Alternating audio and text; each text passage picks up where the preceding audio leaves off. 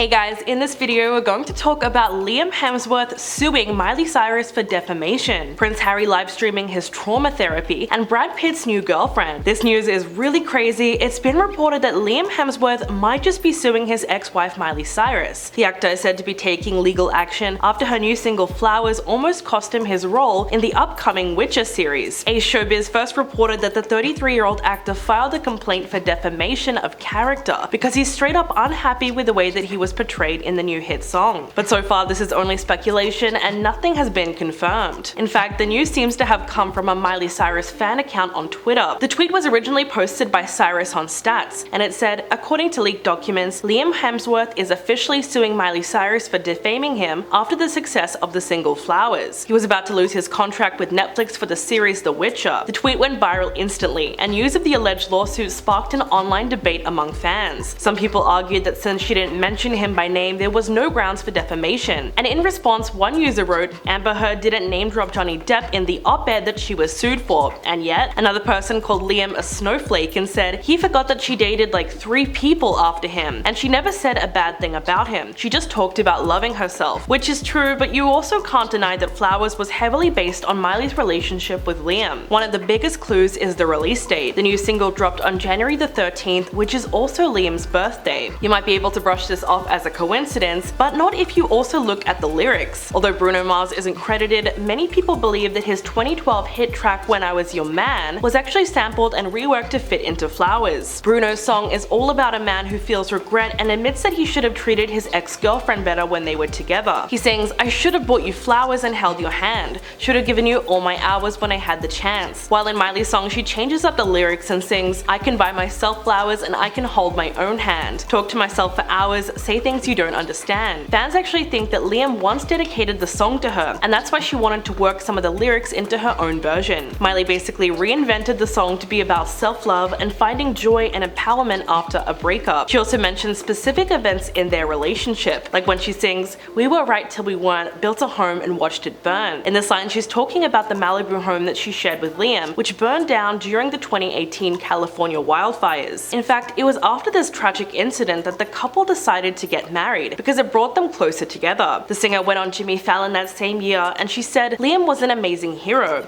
He got all the horses, the pigs, 7 dogs and 4 cats. His truck was filled. It was really sexy to me. Then in a separate interview she said, when you experience what we experienced together with someone, it's like glue. You're the only 2 people in the world who can understand. I would say that losing the house changed us much more than getting married changed us. So when you take everything into consideration, like all the references she's included in the song, it's almost impossible to say that it's not about Liam Hemsworth. But what's really hilarious about this latest news is that some people have used it as an opportunity to double down on the fact that they don't want to see him as The Witcher. There have already been countless fan edits and deepfake videos made of him replacing Henry Cavill, and the consensus is that it looks like a joke. There's no doubt that Liam is an incredible actor, but for most people, the last time they remember seeing him on the big screen was The Hunger Games, and he's got some really big shoes to fill if he's going to replace the Geralt that we all know and love. There's really no telling how he's going to portray the character, so for now we'll just have to wait and see what happens. Next up, would you watch Prince Harry unpack his trauma in a live stream? He clearly has a lot more that he wants to get off his chest, so what he's going to do is sit down with a trauma therapist and talk it out. Harry will be having an intimate conversation with Dr. Gabor Mate, and that's something that you can actually be a part of for $33.99. People who purchase tickets will get to ask questions in real time, and those tickets come with a copy of his memoir Spare. Dr. Mate has said that the stream will deep dive into the importance of personal healing and touch on the impact of emotional loss. He hopes that the session with Harry can spark an open discussion about mental health. Mate's background is in dealing with childhood development, trauma, and its potential lifelong impacts on your physical and mental health. When speaking about the live stream session, he said, such a public conversation, I hope, will help encourage more openness around mental health and contribute to remove the stigma around what we call mental illness. I think a discussion of loss, trauma, and healing is of interest to people at all levels of society. Already people on Twitter are reacting to the event, which seems to have everyone divided. Charlie Kirk wrote, Prince Harry will sit down with a trauma expert live on pay-per-view to work through his emotional issues. Harry, who has often complained about unwanted media attention, will charge audiences $33.99 for the live experience. Ada Lodge tweeted, Prince Harry is going to do a live stream conversation with a trauma expert to help him overcome the extremely difficult life he's had as a literal prince living in Buckingham Palace. Give me a break. But it could just just be that Harry wants a chance to reflect on the revelations in his memoir. In Spare, he admitted that he struggled with agoraphobia, which is an anxiety disorder that causes intense fear in certain situations, like when you're in a large crowd. This fear can get so bad that people who suffer from it avoid leaving home altogether. Harry said, "I was an agoraphobe, which was nearly impossible given my public role. My official life consisted of going out in public, engaging in discussions, debates, and giving interviews, and suddenly I found myself almost incapable of doing these basic functions." He also recalled that he nearly fainted during one speech that couldn't be avoided or cancelled. In his 20s, he developed severe anxiety and had panic attacks, so he decided to self-medicate with alcohol and illicit substances. In one chapter of the book, he recalled a conversation with his father from the early 2010s, when he finally opened up to him about what he's been dealing with. In response, Charles simply lowered his head and said, "I suppose it's my fault. I should have gotten you the help you needed years ago." It turns out that a lot of his anxiety came from unresolved anger over his mother's death. Harry said, "I was so angry with what happened to her and the fact that there was no justice at all. Nothing came from that. The same people that chased her into the tunnel photographed her dying on the back seat of that car." One day, his therapist pointed out that he often reverted to a 12-year-old version of himself because he never actually processed Diana's death. In another part of the book, Harry revealed that he drove through that same Paris tunnel where his mother died in 1997 and purposely asked the driver to drive at the exact same speed that she was going when her car crashed. Apparently, he and William believed that for many years she might have faked her death and would one day return into their lives. Another massive contributor to his mental health issues was a PTSD that he suffered as a result of his time in the military. In what was perhaps the most controversial part of the book, Harry revealed that he had